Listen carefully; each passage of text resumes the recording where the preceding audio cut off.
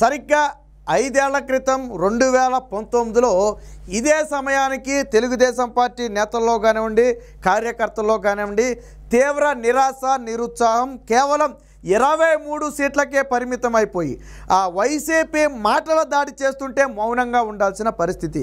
కానీ కాలం ఎప్పుడూ ఒకేలాగా ఉండదు. అన్నిటికీ రిటర్న్ గిఫ్ట్ ఇవ్వడానికి ఆ కాలం కూడా సిద్ధంగా ఉంటుంది.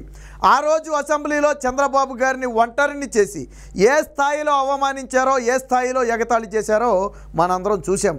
కానీ ఆయన తట్టుకుని ఓర్చుకుని నిలబడ్డాడు. చివరికి తన సతీమణి భువనేశ్వరి గారిని అవమానిస్తే భారం తట్టుకోలేక మళ్ళీ ముఖ్యమంత్రి అయిన తరువాత ఈ అసెంబ్లీలో అడుగు పెడతానని చెప్పి ఆయన బయటికి వచ్చేసిన పరిస్థితి.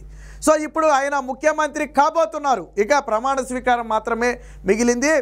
160 సీట్లతో ఆ రోజు 23 సీట్లు వస్తేనే అంతా నానాయాగి చేశారే. ఈరోజు వైసీపీకి కేవలం సింగిల్ డిజిట్ మాత్రమే రాబోతుంది. ఎస్, ఇప్పుడున్న సమాచారం ప్రకారం వైసీపీ సింగిల్ డిజిట్కి పరిమితం అయ్యే వైపు అయితే ప్రయాణిస్తుంది. మహామహులంతా కూడా కొట్టుకుపోయారు. రాజకీయ యోధులుగా, ఉద్దండులుగా చెప్పుకునే వాళ్ళందరూ కూడా కూటమి సునామీలో కొట్టుకుంటూ పోయారు. ఎక్కడ అడ్రస్ కూడా లేరు. ఒక పెద్దిరెడ్డి రామచంద్రారెడ్డి మినహాయించి మిగిలిన మంత్రులు, మాజీ మంత్రులు అందరూ దారుణ పరాజయాన్ని చవిచూశారు. ఒక జగన్మోహన్ రెడ్డి, పెద్దిరెడ్డి రామచంద్రారెడ్డి తప్ప మిగిలిన పేరున్నటువంటి ఏ నేత కూడా గెలిచి బట్టగట్టిన పరిస్థితి లేదు. కొడాలి నాని దగ్గర మొదలు పెడితే రోజా కానివ్వండి, విడుదల రజనీ కానివ్వండి, అంబటి రాంబాబు కానివ్వండి, అనిల్ కుమార్ యాదవ్ కానివ్వండి, అలాగే గుడివాడ అమర్నాథ్ కానివ్వండి, ఇలా ఒకళ్ళ పేరునే నాని కొడుకు కానివ్వండి, ఇలా ఒకళ్ళు కాదు, ఇద్దరు కాదు, వల్లభనేని వంశీ కానివ్వండి, వీళ్ళంతా కూడా ఈ సునామీలో కొట్టుకుపోయారు. ఇప్పుడు కేవలం వైసీపీ సింగిల్ డిజిట్ అంతే 9 స్థానాలు లేదా అంతకంటే కిందకు పడిపోయే అవకాశం అయితే కనపడుతుంది. అంటే 23 స్థానాలు వస్తే వైసీపీని ఆ రోజు ఎన్ని మాట్లాడినారు, అసెంబ్లీలో ఎంత అవహేళన చేశారు. అంటే రోజులు ఎప్పుడు ఒకలాగానే ఉంటాయి. జగన్మోహన్ రెడ్డి 25 ఏళ్ళు ముఖ్యమంత్రిగా ఉంటాడా, 30 ఏళ్ళు ముఖ్యమంత్రిగా ఉంటాడా? కనీసం 30 సీట్లు కూడా తెచ్చుకోలేని దౌర్భాగ్య పరిస్థితికి ఈరోజు వైసీపీ పడిపోయింది.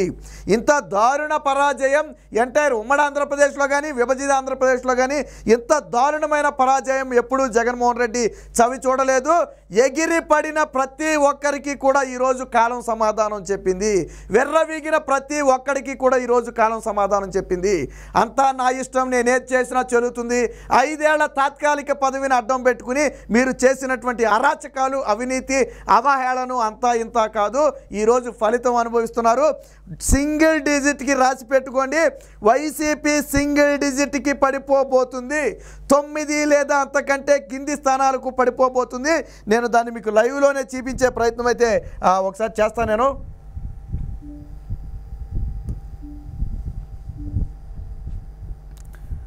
సో ఇది ఎలక్షన్ కమిషన్ ఆఫ్ ఇండియా వెబ్సైట్లోకి వెళ్ళి మనం ఒకసారి ఆ సీట్లను పరిశీలించే ప్రయత్నం చేద్దాం. ఏ పార్టీ ఎన్ని సీట్లు మనం ఇక్కడ చూడవచ్చు. టీడీపీ 135, జనసేన 21కి 21, బీజేపీ 10కి 8, వైఎస్ఆర్సీపీ 175కు 11. ఆ 11లో కూడా లీడ్ ఎంత ఉందో చూపిస్తాను. ఇంకా పూర్తి స్థాయి ఫలితాలు అయితే రాలేదు. ఇంకా ఇప్పటి వరకు పూర్తిగా వైసీపీకి ఏది కూడా అనౌన్స్ చేయలే. ఇంకా తెలుగుదేశం పార్టీకి ఎన్నికల కమిషన్ అయితే 20 సీట్లు ఆల్రెడీ ప్రకటించేసింది. అంటే కన్ఫామ్ అయిపోయి వాస్తవానికి ఇది కొద్దిగా లేట్గా అప్డేట్ అవుతుంది. దీనికంటే కూడా న్యూస్ ఛానల్స్లో అయితే స్పీడ్గా వస్తుంది. సో ఈ 11 స్థానాలను మనం ఒకసారి చెక్ చేద్దాం. ఏ ప్రాంతాల్లో ఏంటనేది మనం ఒకసారి పరిశీలించే ప్రయత్నం చేద్దాం. సో అరకు వ్యాలీలో మాత్రం 25,000 మెజార్టీ వైసీపీకి ఉంది. అక్కడ ఆల్రెడీ ఇంకొక 5 రౌండ్లు అయితే మిగిలి ఉన్నాయి. ఇక పాడేరు వైఎస్ఆర్సీపీకి 19,000 మెజార్టీ ఉంది. అక్కడ 1 రౌండ్ మాత్రమే మిగిలింది. ఇక ఎర్రగొండపాలెం వచ్చేటప్పటికి మెజారిటీ 889 మాత్రమే. అంటే 900 లోపు మెజార్టీ మాత్రమే ఉంది. బట్ ఇక్కడ ఇంకా 11 రౌండ్లు ఉన్నాయి. సో ఎర్రగొండపాలెన్ని వైసీపీ కోల్పోయే ప్రమాదం ఉంది.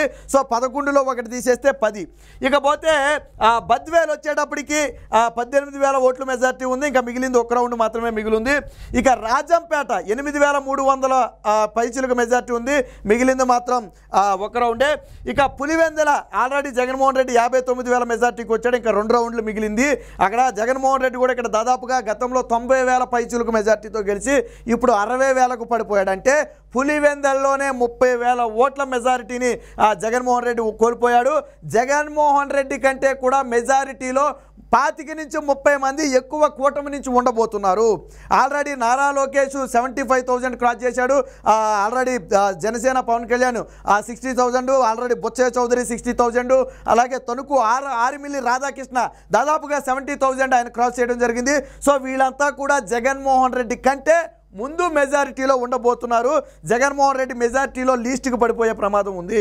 సో ఇకపోతే మంత్రాలయంలో 12,000 ఓట్ల మెజారిటీ ఉంది. ఇంకా అక్కడ 2 రౌండ్లు మాత్రమే మిగిలి ఉన్నాయి. ఆలూరు ఇక్కడ చూడొచ్చు, ఇక్కడ ఆలూరు 2,000 ఓట్ల మెజారిటీ మాత్రమే ఉంది. బట్ ఇంకా ఇక్కడ 5 రౌండ్లు ఉన్నాయి. సో ఆలూరు కూడా టైట్ కాబోతుంది. చివరి రౌండ్లలో కన్నా టీడీపీ పుంజుకుంటే ఆలూరును కూడా వైసీపీ కోల్పోయే ప్రమాదం ఉంది. ఆల్రెడీ 11లో 1 కోల్పోబోతున్నారు చెప్పుకున్నాం, ఎర్రగొండపాలెం. నెక్స్ట్ ఆలూరు కూడా కోల్పోయే ప్రమాదం ఉంది. అలా కోల్పోతే 9కి పడిపోయే పరిస్థితి వస్తుంది. ఇకపోతే తంబళ్ళపల్లె 9,000 మెజార్టీ ఉంది. బట్ అక్కడ 2 రౌండ్లు ఉన్నాయి కాబట్టి చేసేదేమీ లేదు. పొంగనూరు పెద్దిరెడ్డి రామచంద్రారెడ్డి ముక్కి మూలిగి 6,500 మెజార్టీతో అవుతుంది. అంటే చావు తప్పి కన్నులు ఒట్టపోయినట్టుగా. గతంలో నారా లోకేష్ 5,000 మెజార్టీ ఓడిపోయాడు. అలాగే ఇప్పుడు పెద్దిరెడ్డి మాత్రం 6,000 మెజార్టీతో మాత్రమే ఉన్నాడు. ఇంకా అక్కడ 1 రౌండ్ మాత్రమే మిగిలింది. సో 1 రౌండ్లో 6,000 మెజార్టీ మరి తెలుగుదేశం పార్టీకి వస్తుందా అంటే చెప్పలేం. ఇక సత్యవేడు చూడండి, 236 మాత్రమే మెజార్టీ ఉంది. ఇంకా అక్కడ దాదాపు 6 రౌండ్లు ఉన్నాయి. సో ఎంత తక్కువ లేదన్నా 900 ఉన్నటువంటి ఎర్రగొండపాలాన్ని 200 ఉన్నటువంటి చివరి స్థానం సత్యవేడును, ఈ రెండింటినీ కూడా కూటమి కైవసం చేసుకుంటే, చివరి రౌండ్లలో కైవసం చేసుకుంటే వైసీపీ 9 స్థానాలకే పరిమితం అయిపోతుంది. ఒకవేళ ఈ 2,000 మెజార్టీ ఉన్నటువంటి ఆలూరుని కూడా, ఎందుకంటే ఇంకా 5 రౌండ్లు ఉన్నాయి అక్కడ, ఆలూరుని కూడా తెలుగుదేశం పార్టీ కైవసం చేసుకుంటే 8 స్థానాలకు వైసీపీ పడిపోబోతుంది. ఎస్, మీరు వింటున్నది నిజమే. 151 స్థానాల నుంచి వైసీపీ ఈరోజు 8 లేదా 9 స్థానాలకు పడిపోబోతుంది. జగన్మోహన్ రెడ్డి కలలో కూడా ఊహించని దారుణమైన ఓటమిని చవి చూడబోతున్నాడు. కాలం ఎప్పుడు ఒకేలాగా ఉండదు. సమాధానం చూడండి ఒకసారి.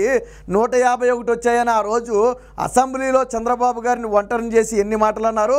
ఆయన పిచ్చాజు పత్రిక పంపించాలని ఒకళ్ళు, ఆయనకు వయసు అయిపోయింది ఇంట్లో రెస్ట్ తీసుకోవాలని ఒకళ్ళు, ఆయనకు పింఛని పెంచండి అని మరొకళ్ళు, అసెంబ్లీ గేటు కూడా తాకనివ్వనంది రోజా.